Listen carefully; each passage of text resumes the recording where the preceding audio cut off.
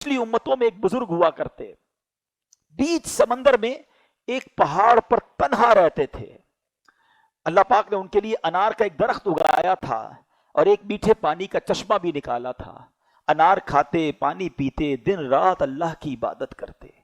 इसी हाल में 500 साल गुजर गए। 500 साल, ठीक है। अब कोई सोचे ना, गुनाह ही नहीं है ना, इबादत ही इबादत है।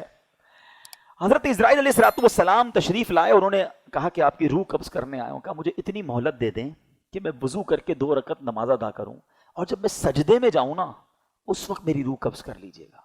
जिंदगी। हजरत इस्राईल ने कहा मैं तुम्हारे लिए इतनी मोहलत लेकर आया हूं। 2 रकत पढ़ी और आपने सजदे में उसकी रूह कब्ज कर ली।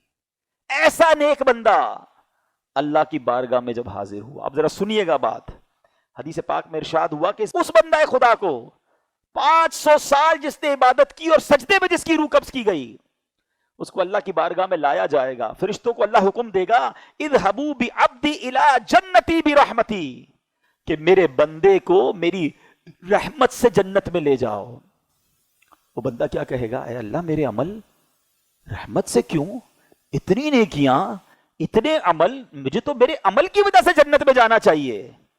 अल्लाह अकबर। अल्लाह फरमाएगा इसे वापस ले आओ। मीजान लगाया जाएगा, तराजू लगाया जाएगा, इसकी 500 साल की इबादतों को एक पलड़े में रखा जाएगा, और अल्लाह हुक्म देगा कि मेरी एक नेमत आंख जो है ना, इसको दूसरे पलड़े में रख दो। जो नेमत मैंने इसको आंख दी थी, ये दूसरे पलड़े में रख दो। अल्लाह अकबर। सिर्फ आंख का वजन वो 500 साल की इबादत से बढ़ जाएगा। अब इरशाद होगा कि मेरे बंदे को मेरे अदल से, पहले रहमत से जन्नत में जाने का हुक्म दिया था ना, फरमाया मेरे बंदे को मेरे जस्टिस से, मेरी अदल से इसे जहन्नम में ले जाओ। अब वो घबरा कर अर्ज करेगा, मौला माफ कर दे, ए अल्लाह तेरी रहमत से भेज दे, ए अल्लाह मैं तेरी रहमत से जन्नत में जाना चाहता हूं। अल्लाह अकबर। अल्लाह फिर इरशाद फरमाएगा, इज़हबू बि अब्दी इला जन्नती बि रहमती, मेरे बंदे को मेरी रहमत से जन्नत में ले जाओ। ये है अल्लाह की रहमत। वरना अल्लाह ने नेमतें इतनी दी है ना, हम सर सजदे से सारी जिंदगी ना उठाएं तो एक रहमत का भी हम शुक्र अदा नहीं कर सकते। फिर वो बंदा कैसे अल्लाह की नाफरमानी करता है जो उसकी रहमतों और नेमतों के बोझ तले दबा हुआ है। प्लीज मेरे मीठे इस्लामी भाइयों, समझो इस बात को। अल्लाह ने जिस पर रहमत की वही बख्शा जाएगा। वो पंजाबी शायर कहते हैं ना, अदल करे ते थर थर कंबन ऊंचियां शाना वाले।